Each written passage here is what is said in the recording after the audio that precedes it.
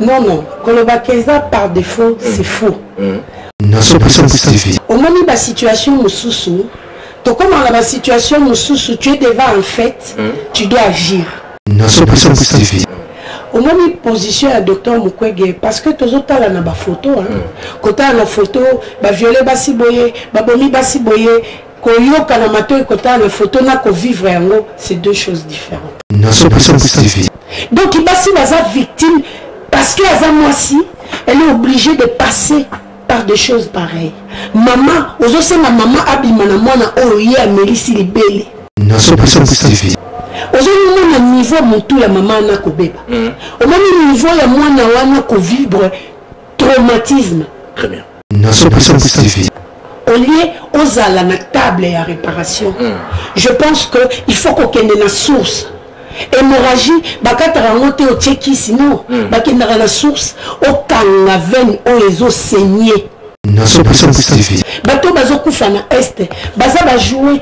Ce sont nos frères. Je ne suis pas de l'Est, je suis de l'Équateur, mais les gens qui sont à l'Est, ce sont des Congolaises comme moi. Moi déjà, je suis évangéliste. Et c'est à l'encontre de la parole de Dieu. Il y a basi na basi babala na mi bali na bali babala. Donc je ne peux pas soutenir quelqu'un où Azali n'a pas ambition ailleurs. Ça déjà c'est faux.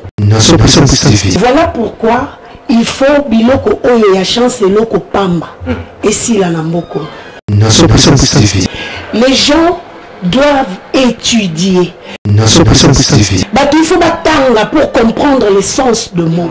Que même le number one de ces pays n'a pas su faire la différence entre à genre et genre.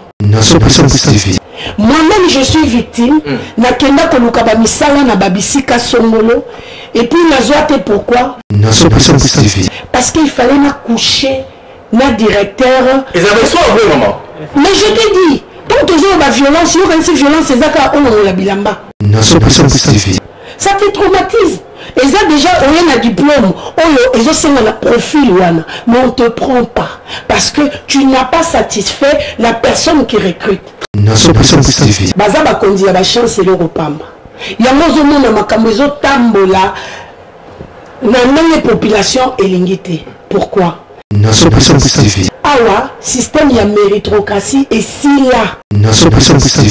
Et comment parce que nous avons aussi un ministre, donc il est qui n'a automatiquement à gérer finance. Beau-frère n'a automatiquement à cause de la DIRCAB. Nani, on a vu ça ici. Et puis ça existe. Je ne viens pas ici pour citer les noms, mais ceux qui te comptent à l'internet, tu as un ministère à l'économie, pareil. Tu as un ministère à sport, pareil. Mon beau-frère, mon fils, ma belle-mère, ma belle-sœur, ma jambe. Voilà. Tout le monde a la justice, nous sommes posé à réparation. Nous sommes condamné à 10 ans de prison pour avoir fait tel ou tel crime. 2 ans après, à combien a quitté. Et c'est la même personne qui vient encore pour nous diriger. Justice, nous avons besoin de réparer. Moi, je suis dans la classe, moi, je suis examen d'état, sur aux huit et s'il. Sur aux huit. Mais il y a un examen d'état à la deuxième session. Comment tu justifies ça?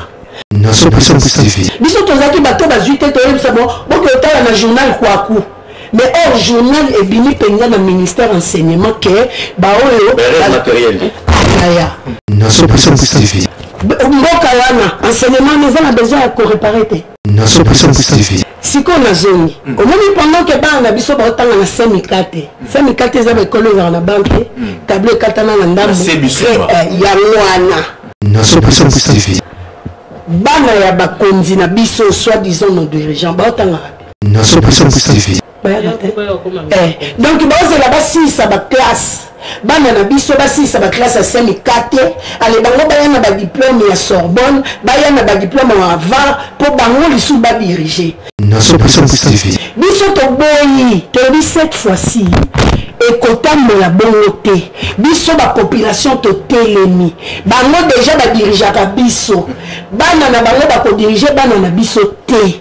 Maison Kati eza ya bana ya Congo, Maison Kati eza ya bana ya Congo, Maison Kati do eza ya bana ya Congo do, Maison Kati do eza ya bana ya Congo do. Tozana ba projet belé eza nango naturel. Mwamba papa wana makasi ya papa tanga bio isukisa pomade élargissante pona papa pirito voir clair FD purge ba produit ya Maison Kati yango wana tanga.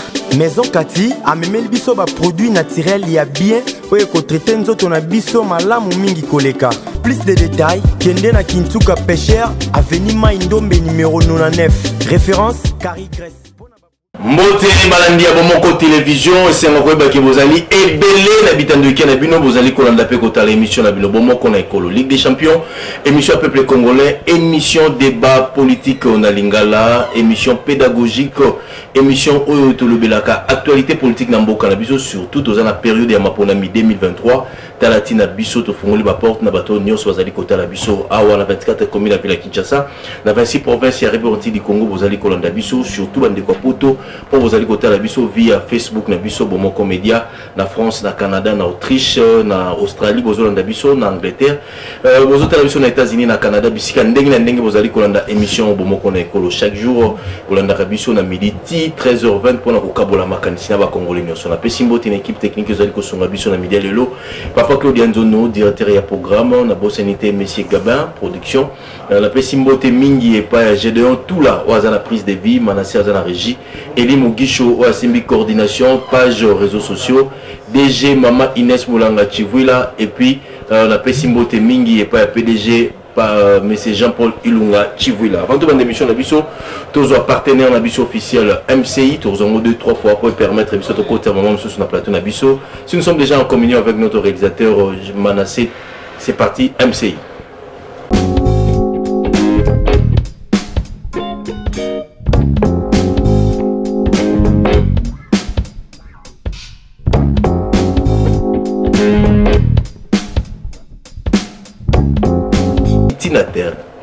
Toke beta ba porte baya no la biso na ozali kolobama na Congo na o Italie docteur Denis Mukwege pourquoi toke luka batu na ye boyebi réponse musclée au docteur Denis Mukwege apesaki na suka mokolo mokonzi mboka gende kotika candidature na ye alobaki makambo docteur Denis Mukwege répondaki mais makambo loba me ebele balobi docteur Denis Mukwege azali ko soutenir genre lobaki ezali nini au tweet numéro bimaki lobaki que non ba lesbienne ba homosexuel ba pédé baza la place dans la société. Est-ce que docteur Denis Mukwege a la politique? Est-ce que docteur Denis Mukwege azali capable de diriger mbokoto ça la campagne te metozo lobela? Mais pourquoi ba maman ba soutenir qui candidature wana? Tout ça qui Kinshasa Congo zo ba mambo belé sur docteur Denis Mukwege biso taki ba moko na ekolo chaîne oyo to bukaka ba information to kitaki tout ça là qui ben fort pour nous contact na ba maman oyo ba soutenir qui candidature ya docteur Denis Mukwege tolobi bien c'est ça kazolanda biso tozo sala ni pré-campagne ni campagne mais tolingi ba répondre à biso na ba question zo kolobama par rapport à docteur Denis Mukwege. Est-ce qu'il y a na Congo a ça déjà politique engagement politique les alinini? Est-ce qu'ils allaient soutenir genre? Est-ce qu'ils allaient soutenir homosexuels? Est-ce qu'ils allaient soutenir ba PD ba lesbiennes? Tout ça to solango awa vision les alinini pour la mboka na biso Congo. Tous allez ko ça la campagne électorale te na béticité ni pré-campagne mais tous allez ko solo là par rapport à mambozo ba na Congo mobimba pe na Kinshasa.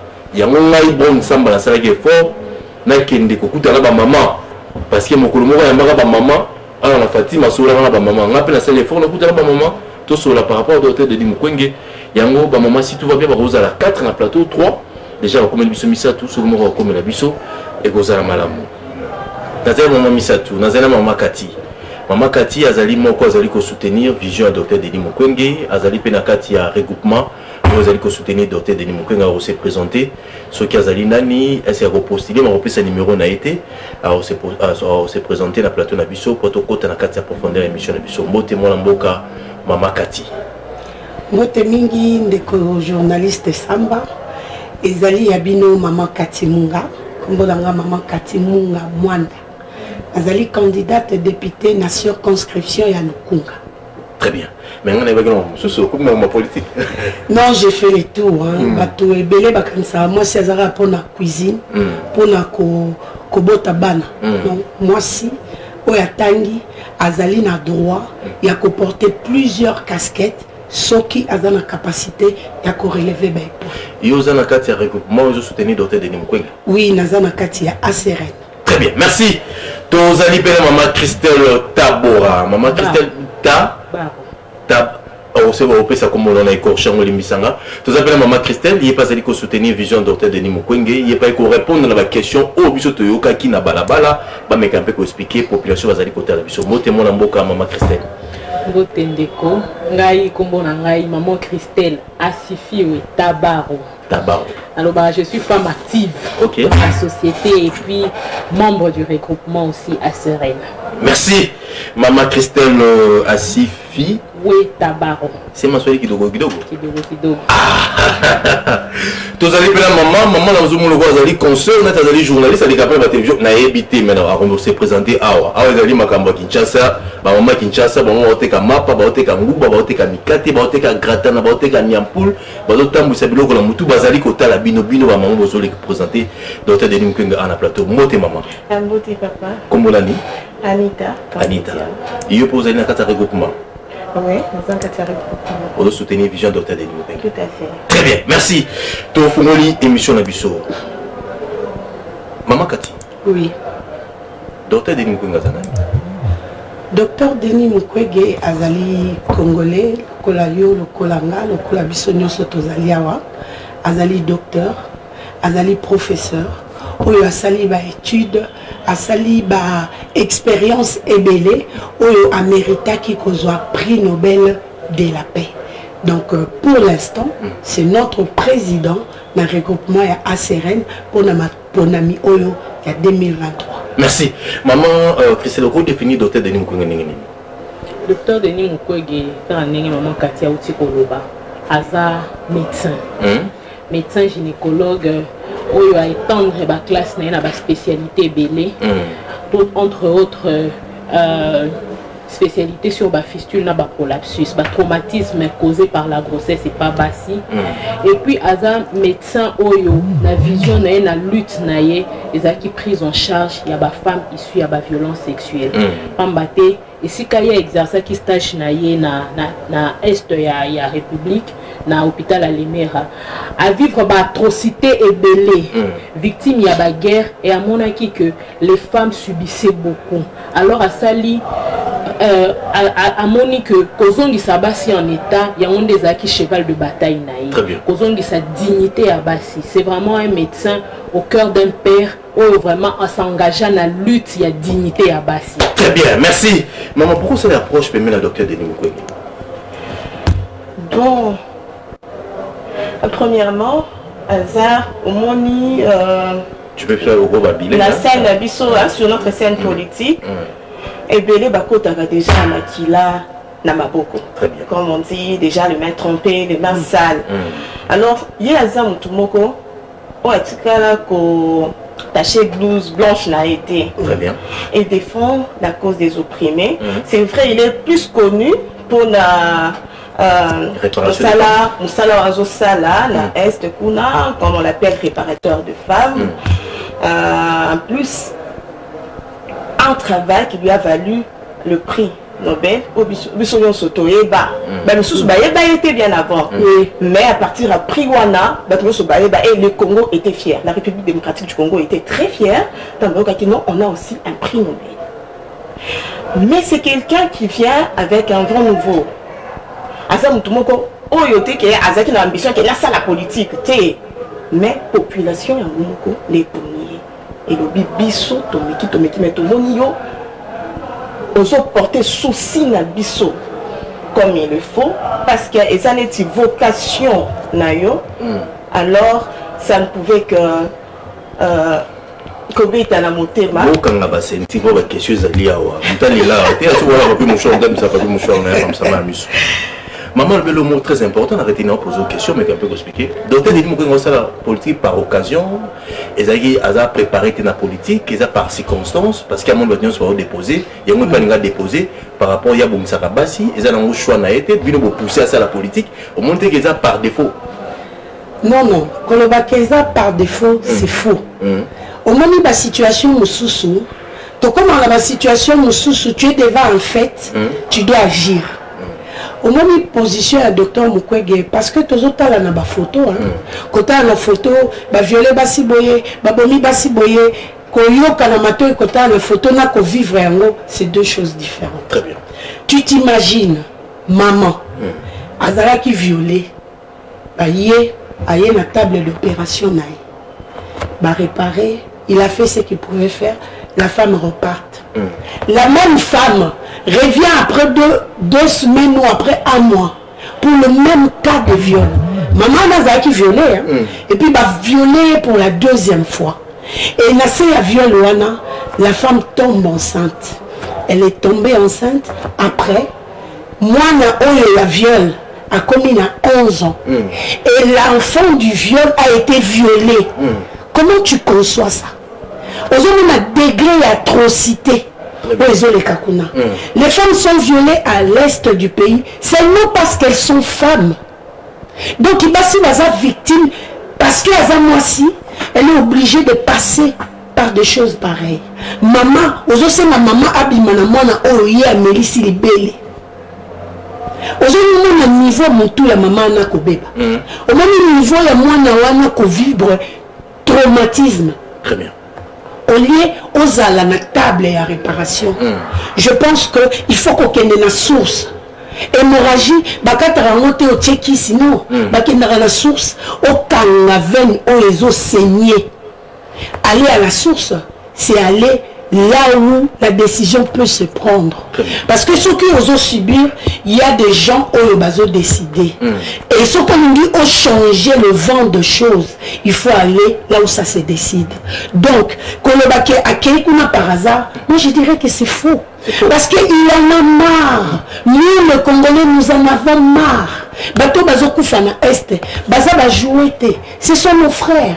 Je ne suis pas de l'Est, je suis de l'Équateur, mais les gens qui sont à l'Est, ce sont de Congolaises comme moi.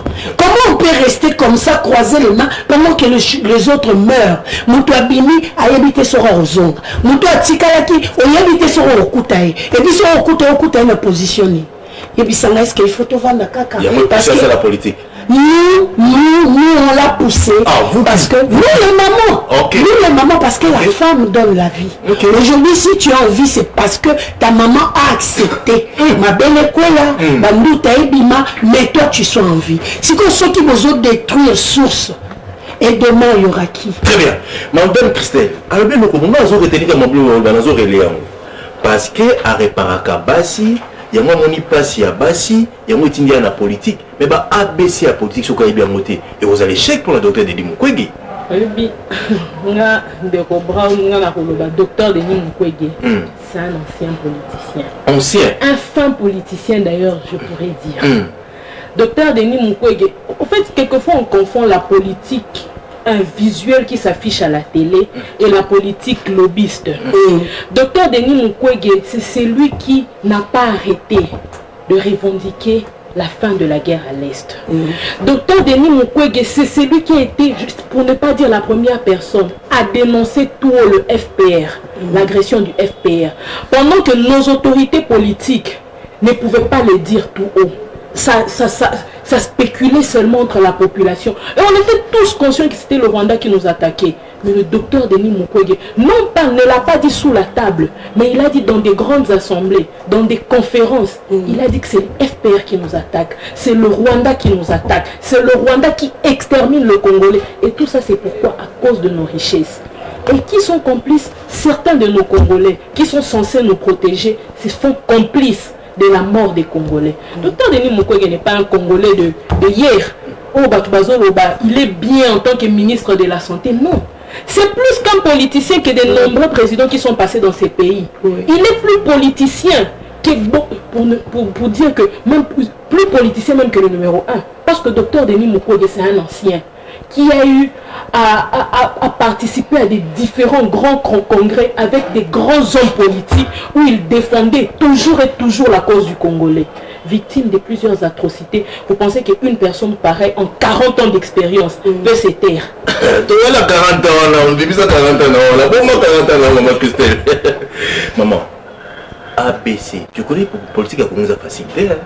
C'est pas parce que au Bongisaka maman, ou au la politique, au dirigeant beaucoup le Congo, beaucoup de problèmes ébélés sur le plan sécuritaire, social, politique. Vous avez la médecine, ministre de la santé, à côté de la politique. Est-ce que vraiment on a compétence et capacité, ceux qui nous ont balingué à diriger beaucoup le Congo? Bon. Mais maman, tu peux le voir. Ah, ouais. Maman, tu c'est une idée, pour ne pas le redire. Oui. Comme elle a dit, c'est un fin stratège.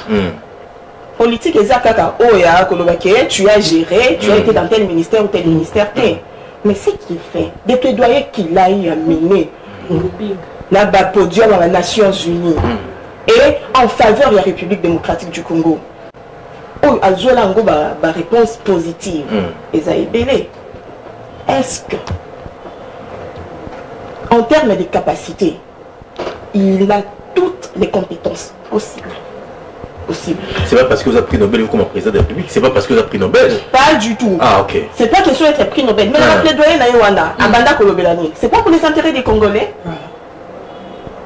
La première personne à dénoncer la guerre, pour pointer le Rwanda du doigt, eh bien, c'était lui. C'était lui. Tantôt Balobi Boye, tantôt Balobi Boye, mais lui il est allé tout droit au but. Et ce n'est que tout récemment que les gens de la RDC, les Congolais d'ici, nos dirigeants, Mango peut accepter que non, c'est le Rwanda et puis bon, on Balobi n'est que landana. Mais quand on va dans le Baba, nous sommes bazala qui wapi. Bayeba kito, bayeba kité. Est-ce que pour faire la politique, il faut toujours avoir un tel poste, être ministre de ceci, être gouverneur? Mais non. Il y a aussi des politiques nés. Et lui, il a les sons d'un grand politicien, d'un vrai stratège. Alors tout ce que je peux demander, c'est... Des têtes au côté. Ouais. Au côté. Des têtes au côté.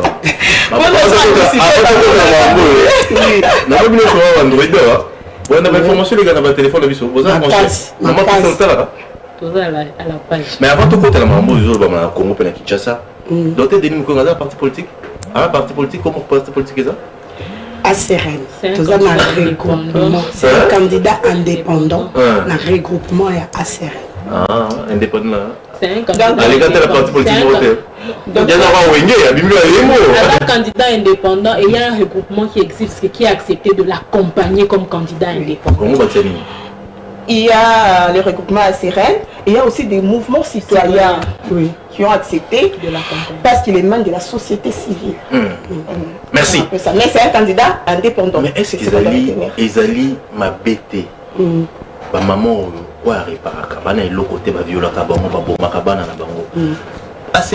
avec le maigre moyen au Bazala Kinango, tu as vu, tu as vu le nombre de mamans qu'il y avait. Ils se sont cotisés dans différents domaines de la vie. Et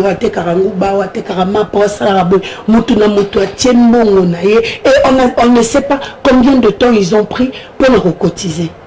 Mais à sa grande surprise, Balobi papa, biso toye l'enveloppe na biso ou. Les alliés poto accompagner yo, aucun de déposer candidature na yo na maponami en 2023. Non, le docteur n'a pas demandé. Même les services qu'il fait là-bas à Pandi, c'est gratuit. Non. Il fait ça avec le cœur. Déjà, quand on a l'expression rançonner, le docteur n'a pas rançonné les femmes. Et puis, na tropé cet exemple de Robron. Obimi au saleli mutu bolam. Oui, c'est une personne qui n'a rien. Au saleli bolam. Yo moko otiki na moi babenga ngoni. Otiki na culpabilité moko. Il est au Seigneur moral. Cette personne là pour la quitter, il va se dire quoi? Na mwangu bona mutu mususu mona bamboka mingi to monaka akoyela wata ntaba afi apesi azali na mbongo akopeso te apesi yo ntaba mais batu bamoni ke docteur Mukwege banda lutte na ye bazo tie ba bâton sur les roues et quelquefois ba bâton sur les roues ezo utapi pas ba dirigeant na biso moko. Mais si c'est comme ça, dans l'autre temps, les femmes continuent à mourir. Quelquefois, à Robanda Boye, ba bundisi à s'exiler à Kimi. On a nini Atiki poste vide. Pendant qu'il y a Kimi kuna, autant de femmes bakoufi, autant de femmes baza victimes. Ba maman balobite. Là, on a une expression bazolo bako rançonné. Moi, je l'ai dit que ces femmes l'ont fait de bon cœur. Voilà. Ces femmes l'ont donné avec amour. Ils se sont dit, si nous, on a été bénéficiaires, il y a grâce wana. Si nous, on a pu nous sauver, si on a pu sauver nos enfants. Il y a une femme qui souffre en Boujimaï. Il y a une femme qui souffre au fin fond de l'Équateur, qui n'a peut-être pas eu cette grâce. Très bien. Alors, puisque le docteur Mukwege a su l'exercer chez nous, donc on peut ça largesse. Voilà. A fongola ongloana. Non seulement à stopper guerre. Parce que souci naïe, que les gens ne pensent pas que le docteur Mukwege prend plaisir à réparer les corps des femmes. Non. Non. Il ne prend pas plaisir à ça. Le docteur Mukwege veut que ça s'arrête. Et il veut que ça s'arrête, il s'est dit, il faut que j'aille à la source, comme maman l'a dit. Et les femmes ont dit, pendant que nous, ils cherchent à arrêter, il y a des femmes qui sont déjà victimes. Voilà. Ici à Kinshasa, il y a même des femmes qui sont déjà victimes. Il y a viol? Si, évidemment. Oh, c'est Kinshasa? Mais oui. Il y a une clinique Pandi de Kinshasa qui existe à ma campagne. Lorsque cette clinique était en train de s'installer, il n'y a pas de femmes violées à Kinshasa. Détrompons-nous. Il y a tout plein de femmes violées à Kinshasa. Tout plein. En silence d'ailleurs, il y a des bébés, des petites filles violées. Et docteur Mukwege, c'est la voix, la personne qui a dit tout haut. Il y a plusieurs structures qui s'occupent des femmes violées. Mais il n'y a pas assez de structures qui prennent en charge ces femmes-là. Dans un ONG belé et s'occupent pas quand on victime de la violence sexuelle. Ces ONG, la plupart, ce sont des ONG qui viennent de l'étranger. Et ceux qui font ça, ONG nationales, ils ont des petits moyens qui essayent de faire tant soit peu pour s'occuper des victimes. Mais le docteur a étendu son champ. Il te prend, tu es victime, on te met sur la table d'opération, on te répare, on te fait voir un psychologue. Parce qu'on sait qu'au-delà du traumatisme physique, il y a un traumatisme mental. Exact. Cette personne a été opprimée, a été violée. Et si cette personne est enceinte, vous pensez qu'il va donner l'amour à ce bébé-là? Jamais. Jamais. Après la réparation psychologique, le docteur Mukwege s'est dit, il faut faire une réparation judiciaire. Papa, ceux qui ont agressé au Libanda, n'a quoi est venu là-haut. Ceux qui n'ont pas bakangi kuluna anate, sache que yondo qui m'a venu. Parce que tu ne seras pas en paix. Et c'est ça les problèmes avec les personnes qui sont violées. Tant qu'on n'a pas poursuivi son agresseur, cette personne-là continuera à vivre le traumatisme. C'est pourquoi la bataille du docteur va jusqu'à la justice. Il va jusqu'à chercher à arrêter. Et comme à Bukavu, c'était des militaires, il s'est dit quoi? Puisque je ne sais pas arrêter les militaires, je dois continuer à plaider. Je dois continuer à aller dans les congrès, continuer à parler avec ces autorités-là. Ces gens-là qui peuvent parler tout, qui peuvent arrêter ces crimes. Leur dire que c'en est de trop. Mais ici... La République na élection 2023 oyo kosala na mboka na biso tokendaki koluketa ke ba journaliste investigation oyo lozo lobama eza ya solo to eza ya lokuta yango tosali effort. Pourquoi ba mama nde mutu ba pousser docteur Denis Mukwege atika candidature na ye yango tokendaki koluka bango tosolana na oyo zoleka na Kinshasa ba pesa na biso vraie version ya mambo oyo tozoyoka eza ya solo to eza ya lokuta yango tozala mama Kati. Nous avons maman Christelle, nous avons des collègues comme Anita. Nous avons des choses ma solo. Nous avons la première partie. D'autres des nids va expliquer. Mon seul les animés. Est-ce que ça la politique, ba lobby. Est-ce que va expliquer biso mon salana. Et vous pensez que ni tozo bango que non malembe pour vous avez bon comprendre qui est docteur Denis Mukwege. Tozo beta c'était à tout ça ni pré-campagne ni campagne. Tozo l'homme. Tu peux ça projet de société arrêté. Tu peux ça numéro arrêté. Tu ne peux pas voter mais tout ça là par rapport à mambo les gars qui n'ont pas nabiso des allées koloba mayon to bengsi ba mama na plateau. Maman Kati, na tuna moi ma téléphone Toyoki pe to monde na vidéo. Mutu ala tinga tweet. Docteur Denis Mukwege azali ko soutenir homosexuel, bisexuel, PD, lesbienne. Et puis il y a que musika. Alobi sauter, il faut sauter mon genre. Genre on a lobby éliminer. Il y a PD, genre on a lobby masculin, féminin, genre il y a bomimbo cannabiso. Est-ce que vous allez soutenir moto oyo, azali ko soutenir Nibi kwa mboka monsieur Bexia basi na basi babala na mais ils allaient ko soutenir en candidat le lenga bon plus soutenir ba maman. C'est vraiment une très belle question parce que etamboli penza. Moi déjà je suis évangéliste et c'est à l'encontre de la parole de Dieu. Il y a basi na basi babala na mibali na mibali babala. Donc je ne peux pas soutenir quelqu'un où azali na ba ambition ailleurs. Ça déjà c'est faux. Voilà pourquoi il faut biloko oyo ya chance loko pamba et si la namboko. Les gens doivent étudier. Il faut battre pour comprendre le sens de mots.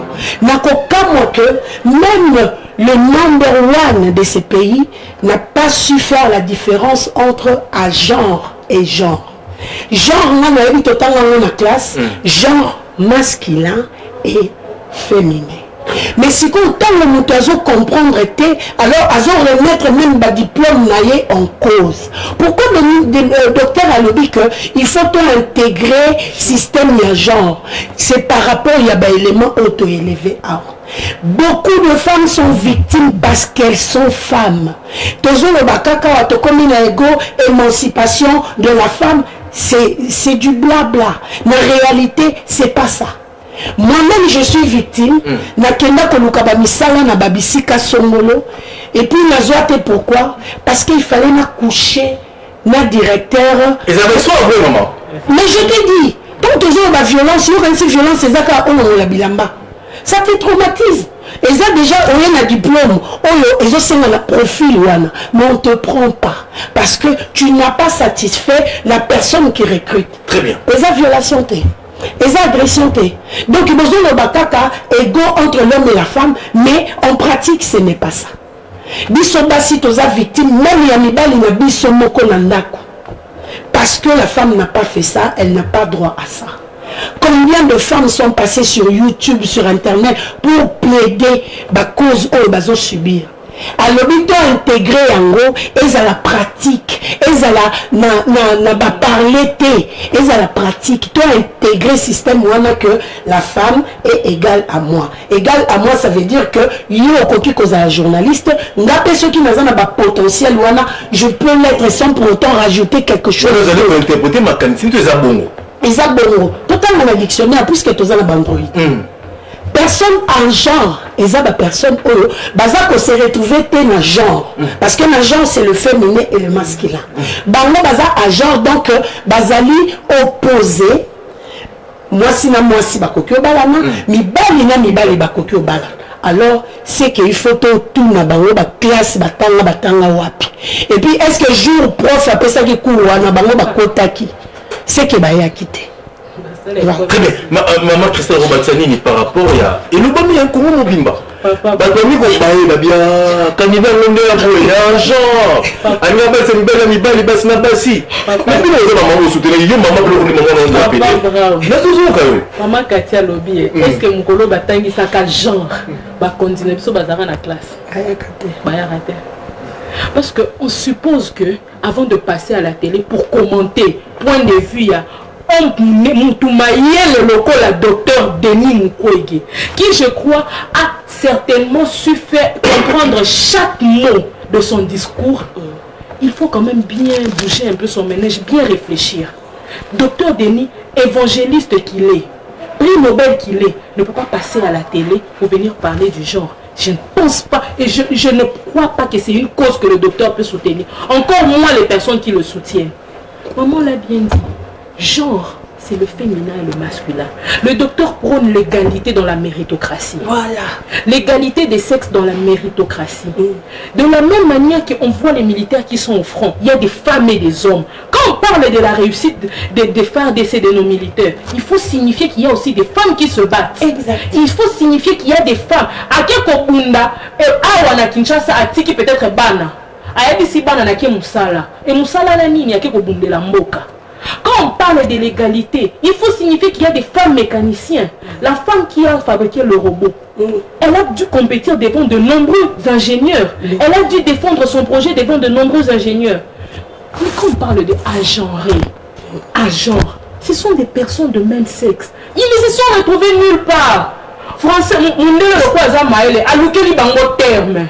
Abi ba oyo, genre biso toye de ça moi sinon mobile. Si ko ba oyo, bazani basini mibal, to robenga bomba na. Ba agent. Basi mibali. Ba o ba boy ko mingi makinga na bote mobile na za mobile te na za mwasi. Bon, le quoi mundela lobi to ba pesa bango na société na bango. Ba pesa bango place. Mundela alukeli bango terme. Pour que va se retrouver na société na bango. Non, ce n'est pas notre société à nous et ce n'est pas la cause que défend notre docteur. Lui, il ne peut pas défendre ça. Bah, conseiller ma cambo. Bah, interpréter ma bêtise. Bah, conseiller ma camboute. Bah, on est pousser ma aile na bango musikate. Ils ont voulu embrouiller la population. Bah, ni ba koti sa population mobimba. Na kati yoto loba na linga na kati ya buzo ba na bango. Or, la population congolaise a des intellectuels. Il y a des gens qui aussitôt ont compris. Mais qui est cette population vulnérable? Bangi bakos ba maman na biso bazoteka. Bangi bakos ba ndeko na biso oyo nanu nanu ba pousser maïle na bango musika te. Bangi ba inculquer on na maïle ba Congolais. Mais non, nous dénonçons ça. Bandeko bolanda bango te. Bolanda bango te. Baza censé ko diriger biso foza ba konjo baza maïle. On suppose que les personnes qui portent notre cause, les personnes qui parlent tout haut, les personnes qui nous représentent, elles sont sur le plan ministériel, elles sont dans le parlement, elles sont dans la WAPI, dans des grignons sur la politique, ce sont des personnes qui sont censées être intelligentes. Et avant de sortir ne serait-ce qu'un mot de leur bouche, il ne faut pas comprendre quel est le sens de ce mot. Et je crois que le docteur Mukwege, même si on l'appelait sur ce plateau, il peut refaire le même discours. Oui. Et si on lui demandait de réexpliquer son discours, il va l'expliquer de manière claire, intellectuelle qu'il est, et aussi intelligent qu'il est. On a la chance d'avoir un médecin qui est aussi intelligent. Si on a bien que la personne genre ezali gay, si on a un ministère il y a genre, on a un ministère PD. Parce que tous un ministère genre famille, on les associe genre famille. Quand c'est genre bandi genre virgule famille et enfant. Voilà, c'est que famille on a famille à gay, enfant on a enfant à gay. Non, il faut qu'on signifie. Il faut qu'on signifie quand on parle du ministère. Parce que la minute, c'est le ministère qui est mis entre guillemets. Voilà. Le ministère avant c'était ministère de femmes et enfants. Voilà. Moi je vais bâtir ça qui genre. Avant que quand un débat il faut nous battre pour ça. Biso pour la ligne il va bâtir ça qui genre. Avant que battre quand ministère il y a femmes et enfants pour la protection de la femme et de l'enfant. Pour la ligne il va bâtir ça qui genre. C'est qu'il va comprendre que l'eau brosse à la clé. Donc c'est de là donc il faut appeler ça dans l'explication pour ça qui genre. Est-ce qu'ils étaient bêtes pour ajouter ça? Voilà. Est-ce que ça en valait la peine? Est-ce que c'est normal ou c'est anormal? À partir de là, c'est là que vous verrez qu'il n'y a pas lieu d'avoir un débat. Ouais. Il n'y a pas de débat. Moi, je dis que soit on est en train de verser dans un abrutissement collectif, soit donc il n'y a que deux solutions. Il y a on a pas réseaux sociaux et moi je me dis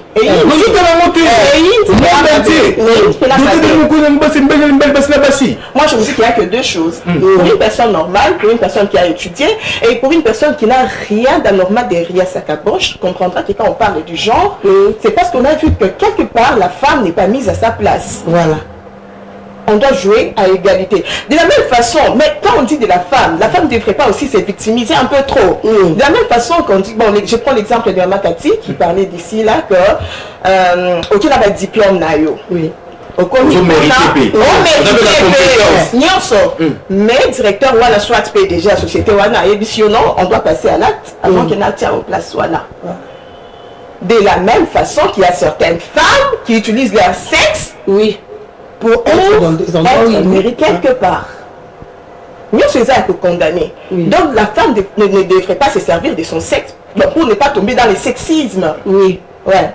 Mais si on a la polémique sur la toile. La polémique est expliquée. Ah oui, la polémique est sur la toile autour du mot genre qu'a utilisé le docteur Mukwege.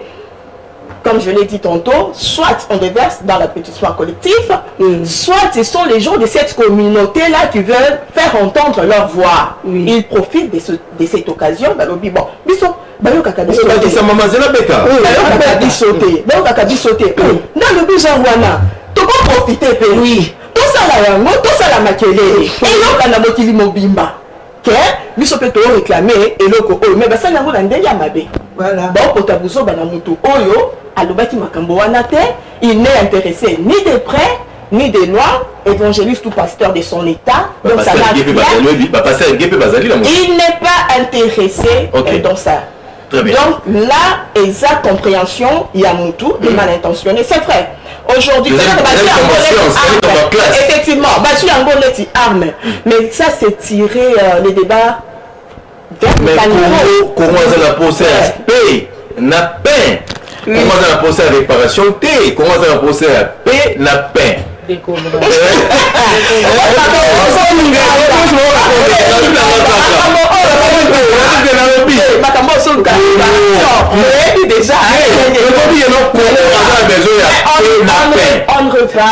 On repart que ce qui a été abîmé. Voilà. On ne repart qu'une personne malade.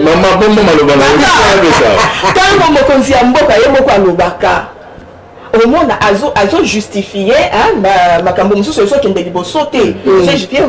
j'ai été traqué par ceci, il y a des gens qui me traquent ceci, c'est là, c'est pourquoi on n'avance pas, c'est pourquoi on fait ceci. Au moins alliance c'est pas si ma qui est sauté.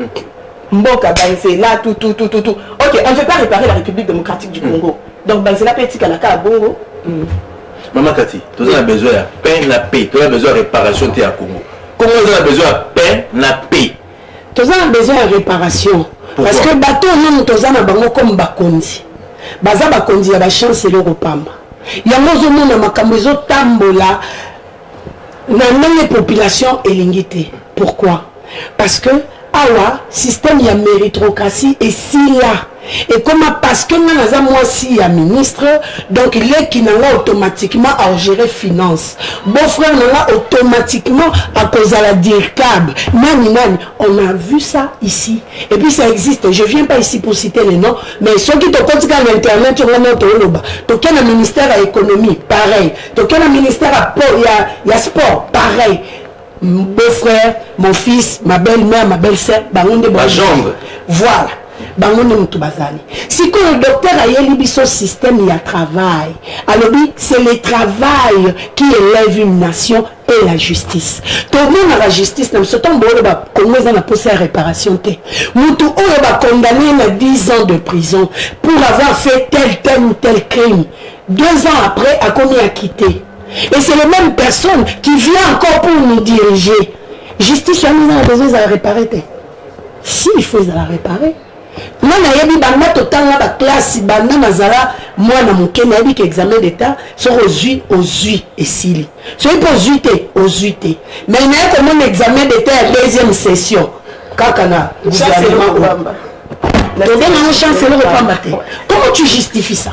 Biso tozaki bato bazuite toyeb ça bon boke otala na journal kwa ku mais hors journal et bini penga na ministère enseignement que ba oyo matériel aya mboka wana enseignement nous avons besoin de réparer te bana ba ozo ba diplôme mais aokoka ko conjuguer verbe être autant présenté enseignement nous avons besoin de réparer te pour lui les obo ya réparation besoin que na débat musika or makambo faut tout ça les alliés les nous ceux qui ba congolais c'est vrai bazo télémer la système il y a ba PD to ba genre agent mais il y a pas longtemps il y a 7 ou 8 mois conférence minière au Salama qui na Katanga ça a été soutenu dans l'association il y a LGBT. Et ces gens-là ont distribué les sacs.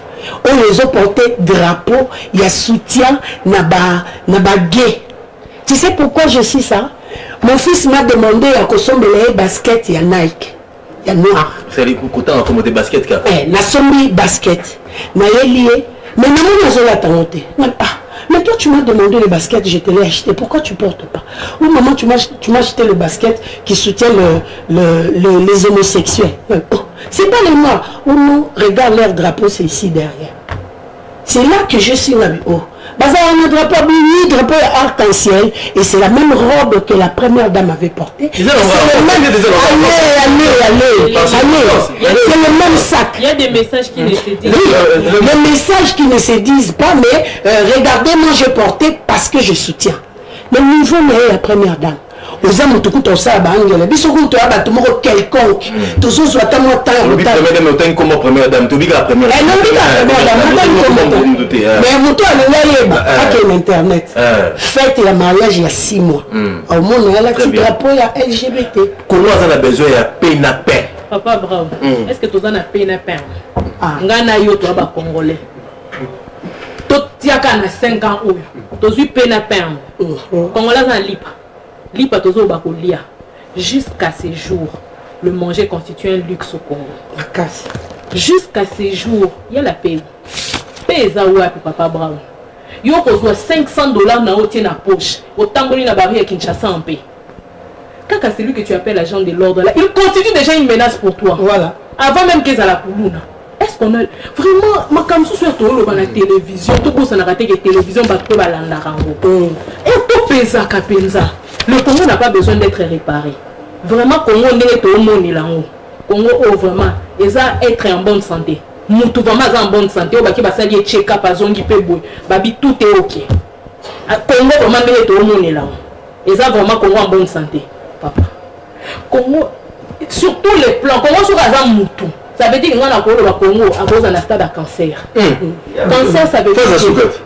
Au moins, le cancer, on a le but que ça fasse. Le cancer, il y a une phase. Cancer, ça veut dire que l'organe du Congo est touché. Le pilier organe du Congo, il y a un soutenir Mboka. Tout est touché. Rien ne va, papa. La sécurité. Où est-ce qu'il y a la sécurité? Le président avait dit dans son discours, avant même d'accéder, ou bien aussitôt accéder, si je ne me trompe pas, si je n'arrive pas à maintenir la sécurité dans le pays, considérer que j'ai échoué mon mandat. Voilà. Tu retournes, papa. Sécurité en Wapi.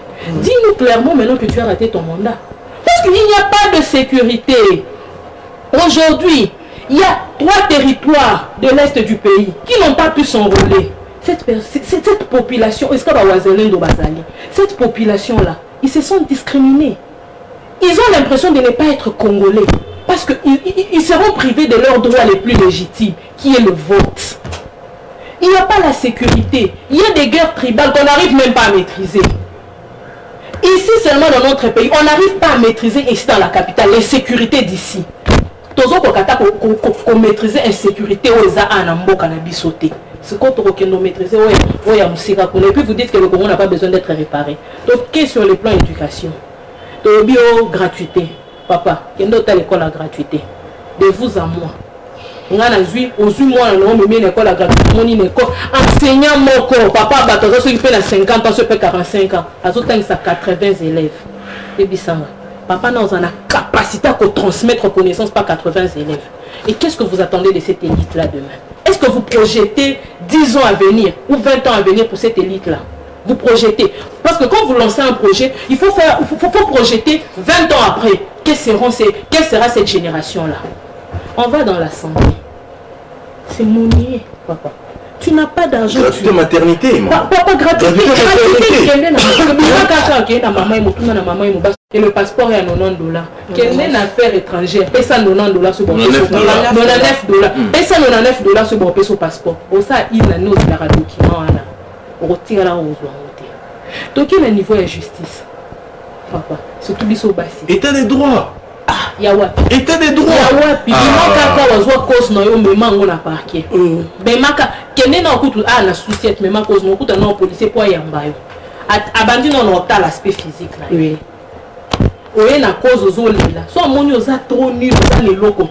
Car on est aussi le baba du dossier non bac là. Déjà pour baba ndako sali so PV. Bon tala que on reconnaît ça bango ya ofele. Le erga cause aussi ça base du dossier non bac classé.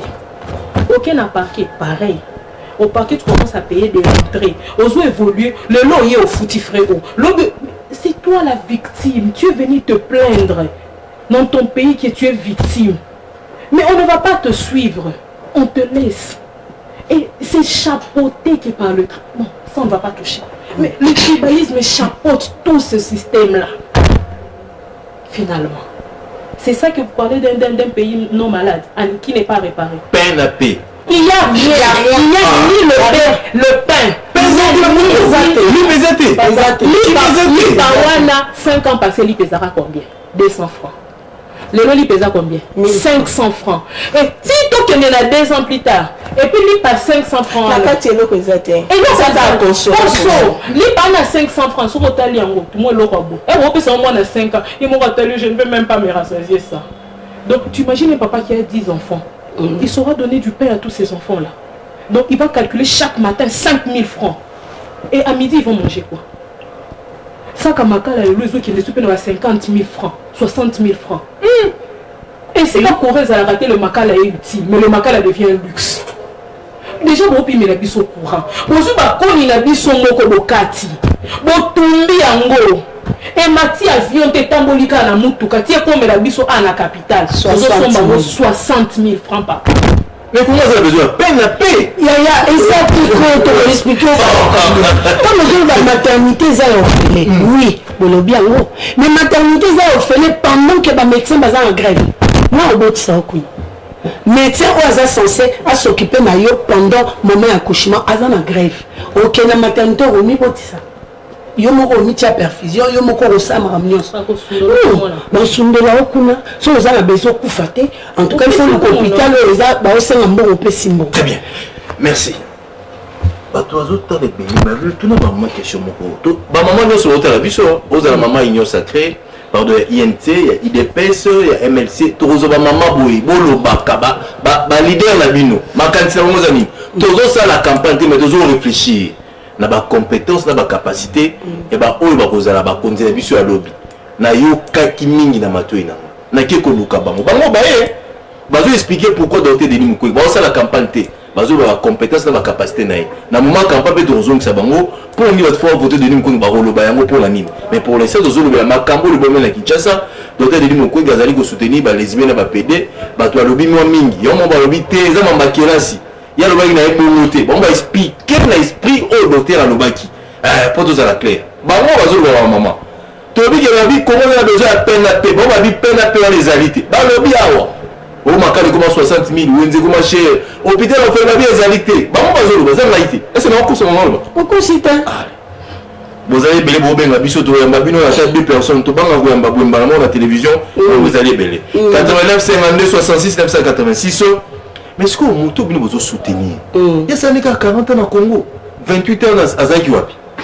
Vous pouvez soutenir Bino. C'est tout la vérité. Oui, c'est la vérité. Vous pouvez soutenir. Il y a 40 ans au Congo, 28 ans à Zakiwapi. Merci. Si on a zone, au moment pendant que on a biso ba tanga na semikate. Semikate za bekolo za na banque, tableau katana na ndambo. C'est biso. Ya mwana. Bana ya bakonzi na biso soi-disant nos dirigeants ba otanga la poto bayaka donc ba ozela ba sisa ba classe bana na biso ba sisa ba classe à semikate ale bango ba yana ba diplôme ya Sorbonne ba yana ba diplôme en Harvard pour bango lisu ba diriger biso to boyi to bi cette fois-ci et kotambola bongo te biso ba population to telemi bango déjà ba dirigeaka biso bana na bango ba ko diriger bana na biso te heureusement docteur Mukwege ba parents na ba yebela vision oyo ba tinda ya ta soki na luvanium ba tinda ya ta soki na mboka nini biso nde ba bitula oyo toza na mbongo tikete yango to tanga na ba sebisumba 28 ans na ye eleka na ba recherche na ba étude kaka ne bana bango ba sala. Ah oui, et donc on va marcher tout ça, on va là-bas. Parce qu'à l'étranger, il y a de longtemps. Mais oui, et pour savoir mais 28 des années. Savoir les ans à limite, c'est qu'on y est qu'on la met aux abos, qu'on y est qu'on la racaque. Maman le bien, le moment, on appelle la kangi et baki si na savoir nanga. Sur elle, ma possibilité à aucun négobat. Les noms pas comme un prix Nobel, ils ont quoi ngaté, hein? Les noms pour Ayokana, abandi qu'on le bacan. parce qu'il a pris le temps d'apprendre au bakonzi na biso baozoate yango baoya koloba n'importe quoi à la télé sans pour autant vérifier yango na lobby il faut tozonga na système ya méritocratie toboyi bachance eloko pamba mpona bachance eloko pamba wana population ezosouffrir oyo azokoka bootya ete oyo azokoka nde bootya 28 ans naye akendaki koapprendre ezosoutenir moto 28 ans libanda asala 40 ans imo alobi 40 ans awa natokaka mai na bamama wana tosala bandako mabele nosungaka bango mais 28 ans nazalaki wapi 28 ans papa polémique wana na comprendre yango te ekelanga mpe mutu abotani abandi kotanga après ake kosala baécole supérieure na ye libanda ya mboka. Est-ce que c'est le premier Congolais oyo atangi libanda? C'est le premier Congolais. Ça aurait fait mal que toyoki ke aye na Congo et sali kaka une année ou bien aye kaka année oyo ba moka ye komi binisa mais mutalobi na za na kati ya mboka depuis tant aussi ça ba classe na ye azongi aye ko exercer na kati ya mboka asi asali 40 ans na musala na ye wala même là ça peut poser problème bande ko to kanisaka ko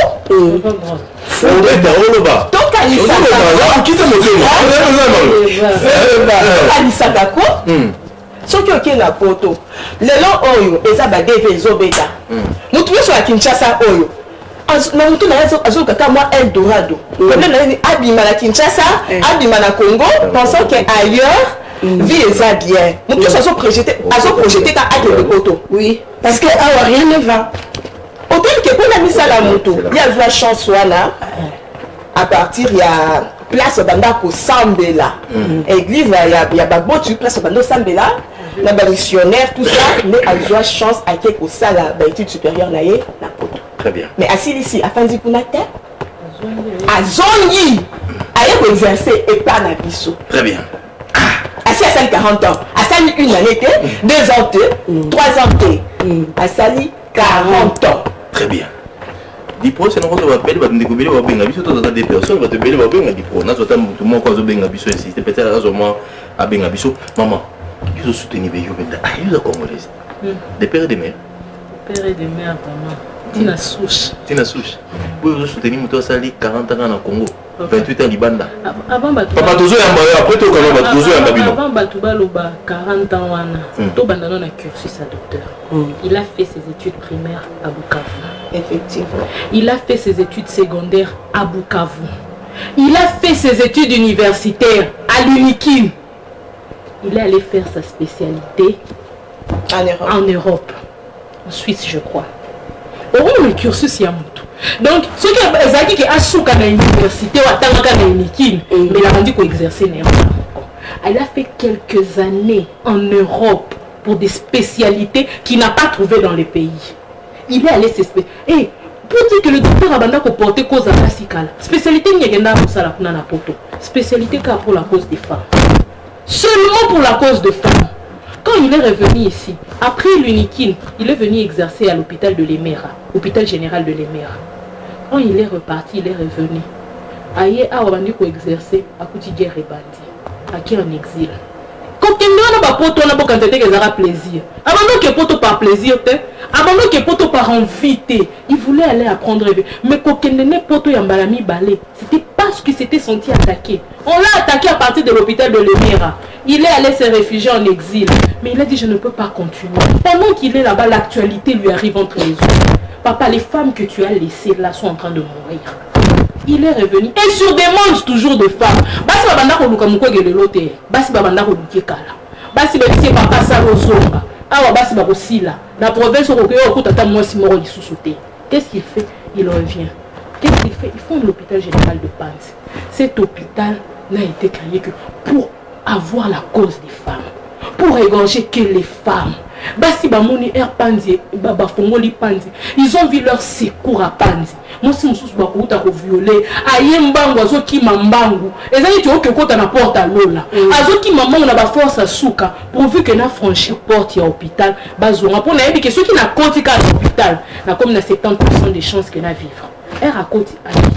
Donc bobongisa no 28 ans wana 28 ans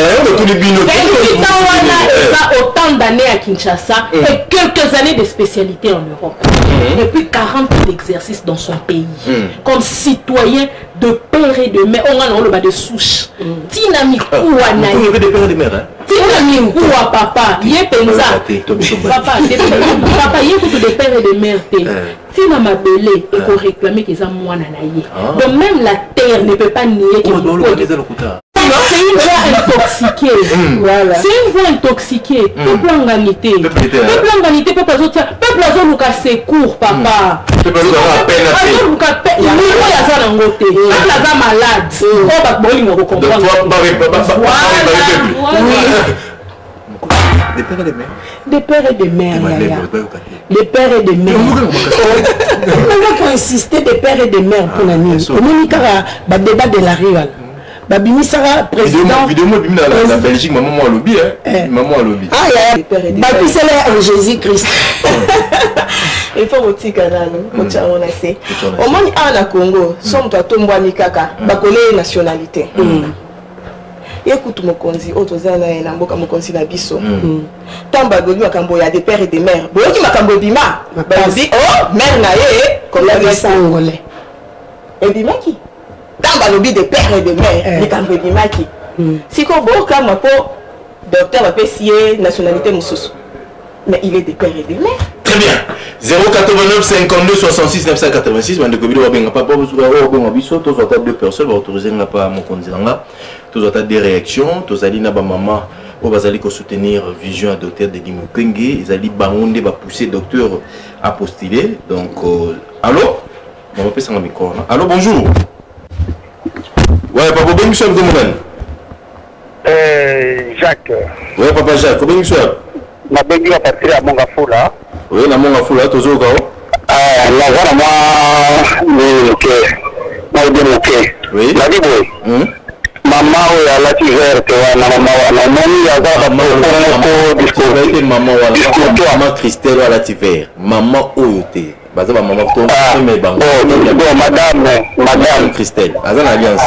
Moi c'est Madame Christelle. Ok. Attends, à propos de discourtoise. C'est une imputation dommageable envers la première dame. Est-ce qu'elle a été la dame ou la commune de l'été? Comment première dame première dame est Zanan. Elle dit un la présidente. Première dame, avec première dame. Mais première dame, non, pour ça, je vais qu'on défendre l'été, sinon, ça sera une campagne. Première dame, en Bogani, lobby. Ah, dit première dame, il y a Wapi. Il y a une première dame, non. 89 52 66 986 04. Mon est l'autre bois, vous appelez encore Mbrimé Kotaka. Il est un première dame en Bogani. Le lobby première dame. Yambogani. Natangi comme Mbokata, na lobby première dame. Natangi pe comme Mbokata. La première dame basée Belette. Maman Christelle, la première dame Yambal. La première dame Yambal. Alors. C'est pas possible en Congo. Congo bani problème. Il n'aime pas la vérité. Toujours réfléchir. Toujours payer sa mécanicien. On peut pas prendre.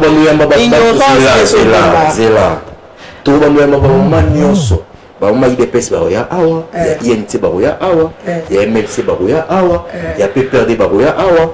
Tout banda qui n'a bino, porte qui makam. Oui. Candidat la bientôt ça la campagne, mais candidat le lobby était, bah tu as lobby à lobby, à soutenir genre. Déjà. Tweet moura komaki, il y a soutenir société à des lesbiennes, homosexuels, bah pédé, bolomo liango. 40 ans. Il y a le baki. Vous expliquez 40 ans à 28 ans. Il y a tout le monde. Les candidats tweet n'a pas de bel yango pensate hein. Tweet wana exact tweet n'a été. Ah oui effectivement. Quand la compte n'a été beaucoup de tweet wana plus.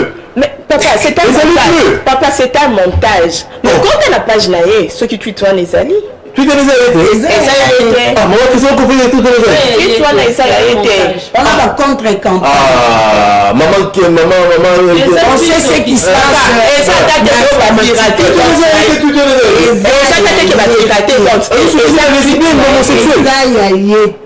Tu toi non? Il y a été. Pourquoi tu as pas Jeannette? Il y a été. Ma piraté pour tout est, ils a été. Ma piraté, mais tweet, voilà, ils a été, ils a montage, tout le monde peut faire ça. Dans la boîte, ils a li, ils ont la macambo, tweet, voilà, ils a, il y a docteur Mukwege. 089 52 66 986, vous allez belé besoin d'habitude à Mikilia Poto, merci n'a pas congolais tout, vous allez côté la biso, tout comme déjà couchité, malem. Maman Christelle. Pour la docteur de Mukwege, il a soutenu, basila balana. Ok, à 40 ans, comme 28 ans, ils ont wapi. Réponse musclée, c'est qu'il y a un maman, où vous allez soutenir le docteur de Mukwege, il va répondre sur la question. Tout ça, la campagne, ni campagne, ni pré-campagne. Nous avons mis tout là. Et à moi, nous allons répondre à l'histoire.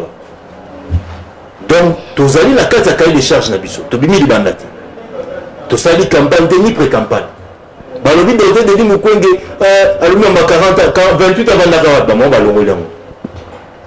Alors, le genre, on va expliquer le genre à l'Obakiwana.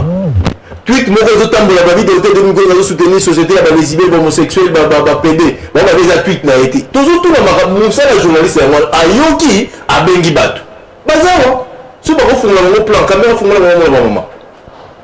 Mais il m'a monté, la télévision, à un moment, le télévision, pour vous avoir information, tant que vous avez la vérité. Vérité, vous avez maman Yubinga. Maman Yubinga. Yubinga.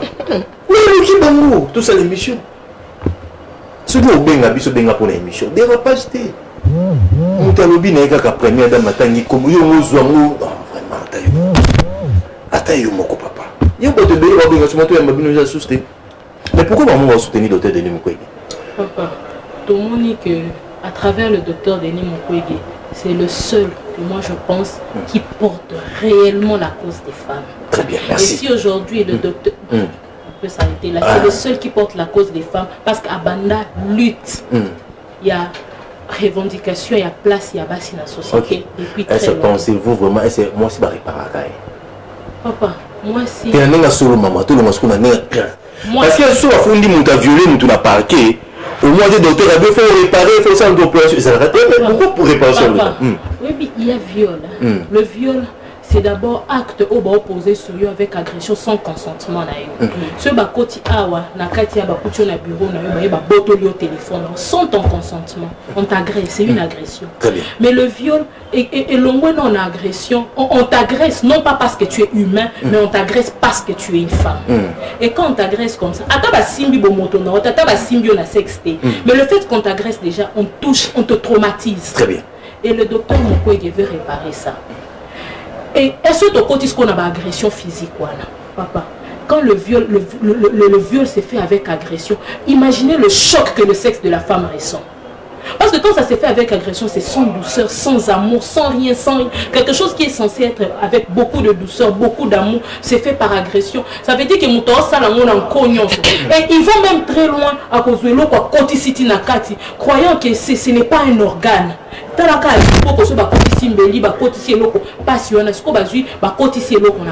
On lui amène une personne pareille. Nakati, il y a d'abord un couteau. Il doit d'abord commencer par enlever le couteau. Et c'est cette partie du corps là qui est totalement abîmée. Moi, je suis un air à Zoya, à Zatan espoir. Il s'est dit, peut-être que je ne serai plus femme. Peut-être après cet acte, je ne sais pas ce que je serai.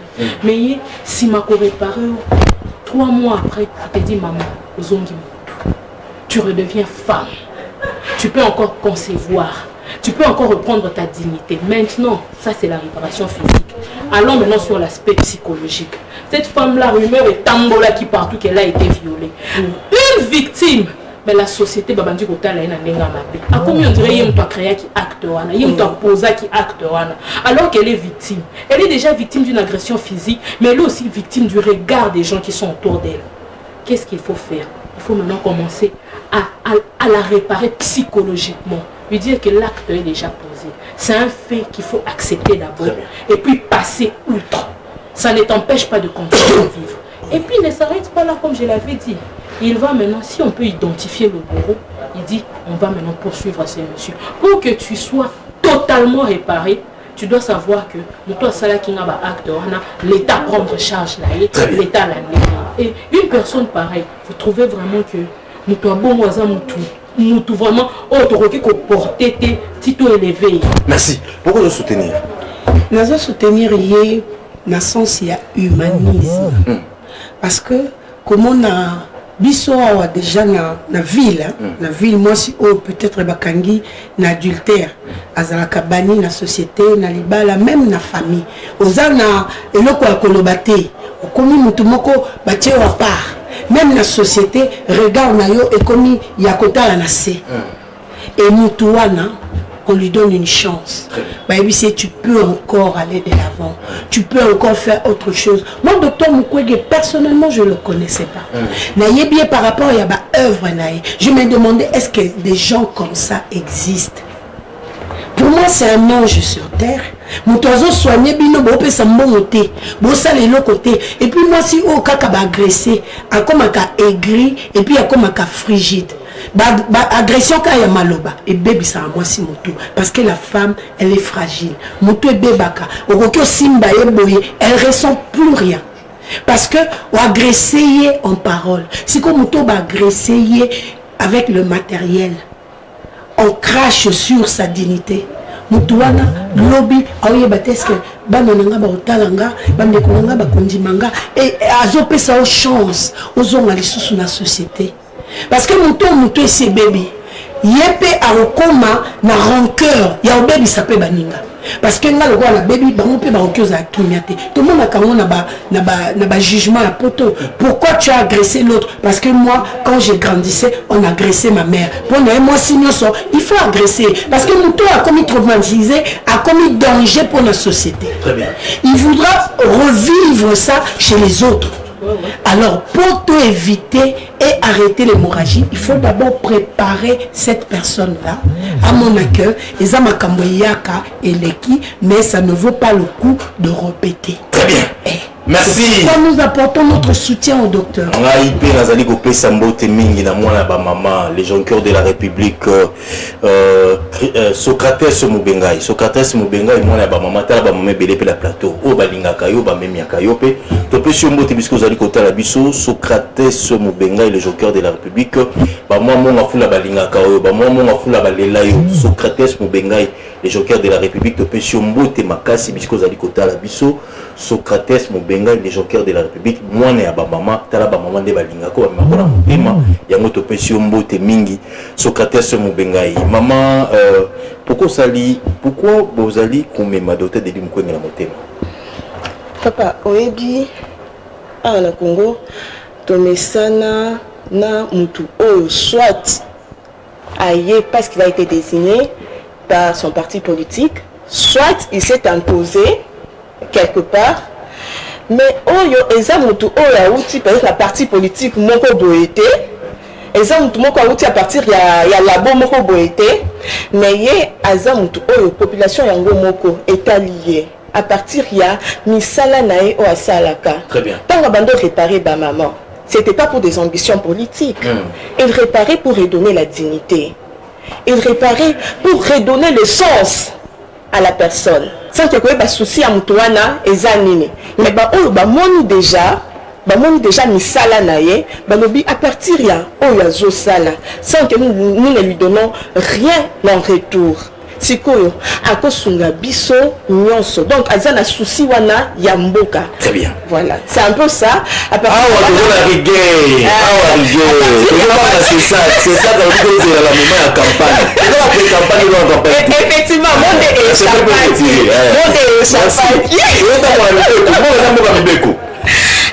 effectivement, dès le mot étiquette biso, comment on a que mutu aso porter passi ya mboka, il les prend à cœur. Très bien. Tolingara maman parce que maman a bota biso, faut te payer maman respect, to considérer bango. Na kende ko luka ba maman bomoni, madame Christelle, madame maman Cathy, na madame maman Anita. Maman Anita comme zoki manga mingi. Na kende ko luka ba maman pour ba maman alimemia. Ba ko expliquer population ya poto bozota la biso et belé ba Facebook bozo comme la biso. Na 24 communes à Kinshasa bozo la biso partout na 26 provinces na radio na biso ya Bomoko FM Media bozo la biso émission oyo.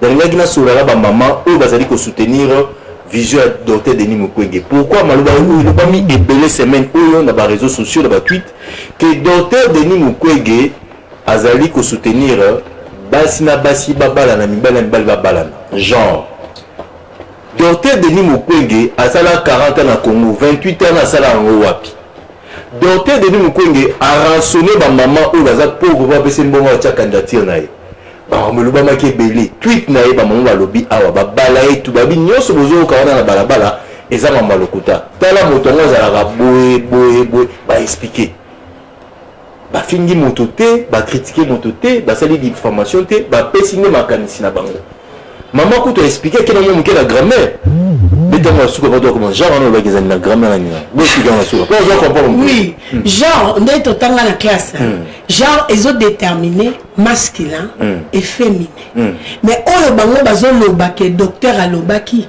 alobi yango te parce que wana eza agent agent on est batoyo baza ko se retrouver ni côté ya mibali ni côté ya basi or débat na biso ezalaki pona ko expliquer batoyo bayaka courte jour bapesaka grammaire wana que genre elakisi masculin et féminin. Très bien. Genre wana maman cristalliser nini? Tu peux expliquer moi pas doit comprendre que non, tout dans la quatrième émission genre on va dozo kanisa wana. Genre les a égalité dans la méritocratie. Très bien. Je le dis et je le répète. C'est l'égalité dans la méritocratie. Babi poste de ministre et genre et famille, c'est un poste dédié à la femme. La répartition à poste, on dit que ces postes-là, c'est le poste d'une femme. Puisque c'est le poste d'une femme, moins si la mawate. On va faire compétir les femmes. Parmi les femmes compétentes, on se dit que celle que nous plaçons là, comme la ministre actuelle, c'est une personne compétente qui s'assume et qui sait prendre des décisions et qui sait assumer ses responsabilités. C'est la compétence dans la méritocratie. Donner à la femme sa place, mais na mawate, na kokabela ete, mais à mériter si kawana. Et c'est comme ça que nous allons créer l'égalité équilibrée de la femme et de l'homme. Maman, tu te monde qui n'a pas réseau social, solo tu as le kuta. Ton mentor va dire à l'autre 26 mois à la plateau. Mentor va moi. Tweetwana eza le kuta. Je dis et je persiste.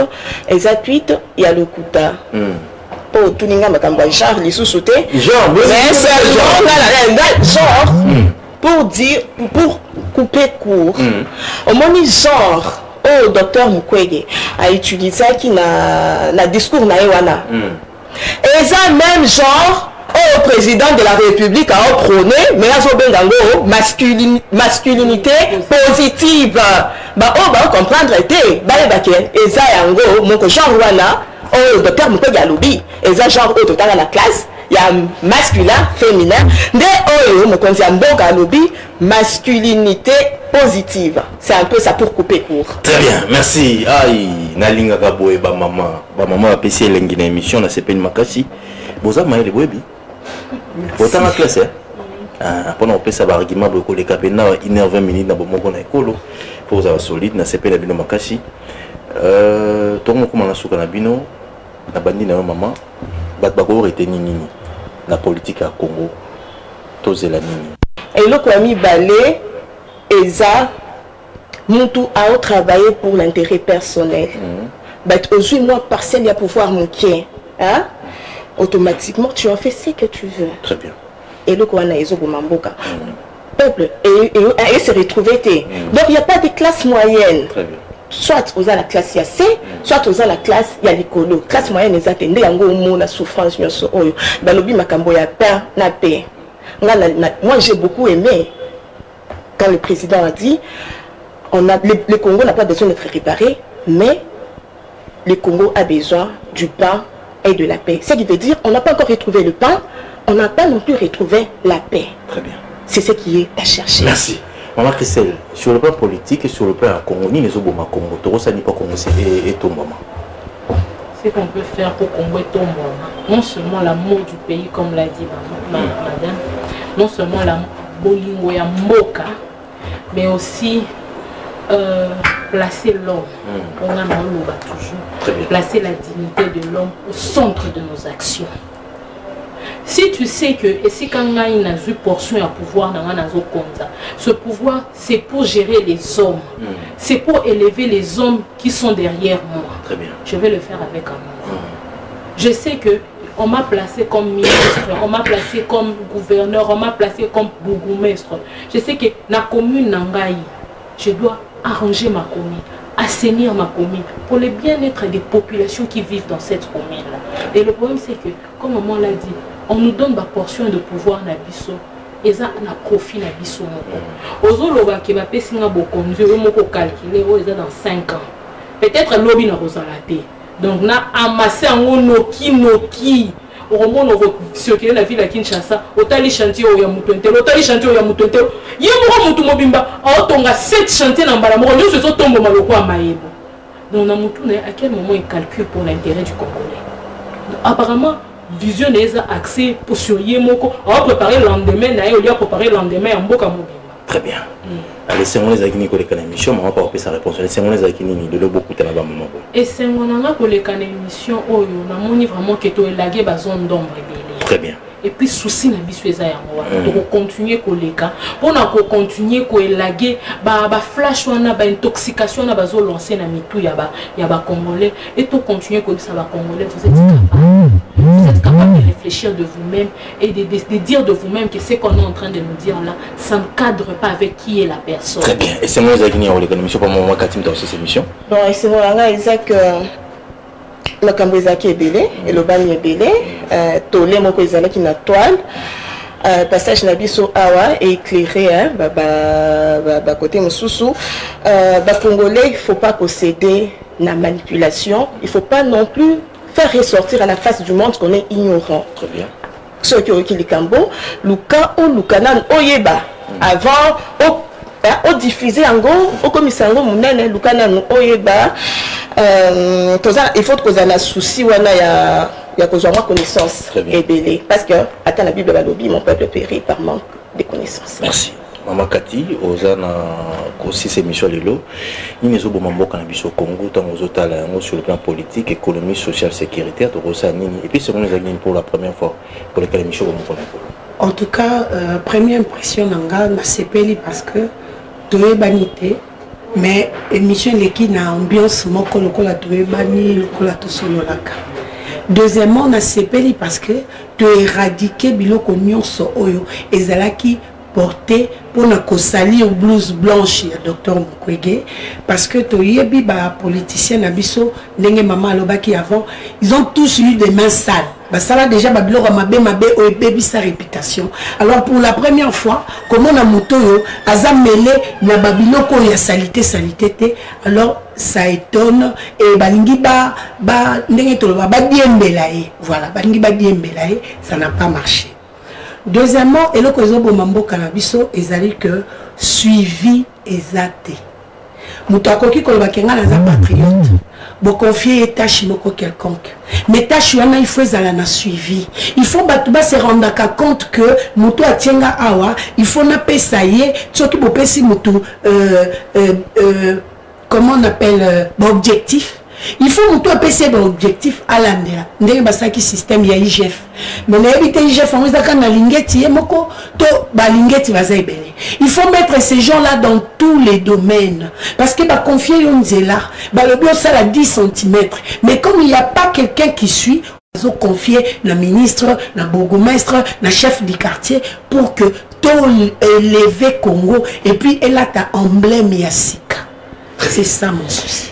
Merci Maman Cathy, merci Maman Anita, merci Maman Christelle. J'espère est-ce que vous avez prête à un débat? Maman Moraï de Pessa, Moutupenda Emel Saya, Pépère de Pena Kota, ensemble pour la République de Naboué.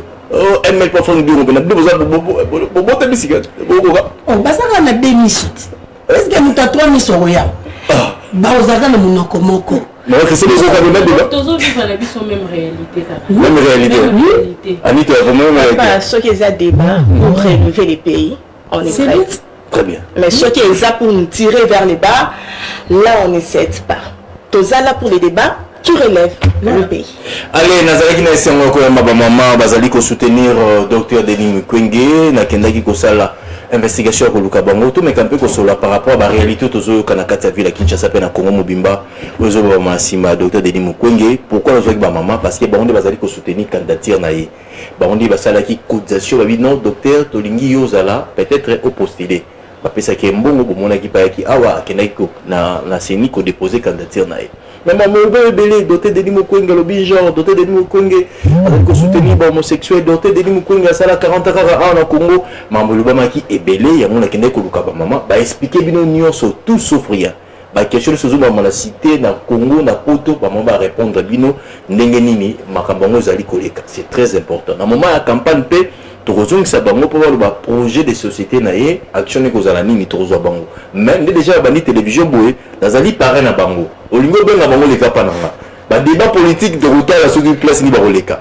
parce que bon ba la politique ya sika ko soit na te ya ko bunda te mais ya mentalité nde ya sika pour te komo kenda liboso batangi bakilasi mingi baza ba femme mariée baza ba lopete baza ba madame ba première dame ya bato première dame ya nani première dame ya nani première dame ya nani ah la première dame c'est la chose à moi ça mutumo oui ok merci pour ce qu'il a fait ça mbote manasé na papa Claude nazo pesa ndeko na biso zo soutenir minga zali kotala ngala bandeli sous les gens cœur de la République les gens cœur de la République Socrates Mubengai mwana ya ba maman na monga fula nyoso ba pesi yo chance wana bazo kotala yo Socrates Mubengai mwana ya ba maman les gens cœur de la République au monde ba maman na plateau ba maman monga fula ba lingyo pe ba lingaka yo to pesi yo mbote bisko zali kotala biso Socrates Mubengai les gens cœur de la République mwana ya ba maman monga fula nyoso bazana simano pe ba lingyo merci na papa Claude Wasungaki biso merci na Manassé Azaki na régie merci na Elimo Guicho merci na Gédéon Toula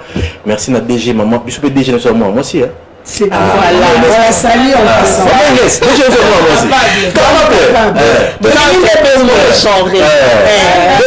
comment aussi maman il est là jamais mal genré maman DG pas sauter la biso bonjour maman DG te peux dire le PDG ni moi mobile voilà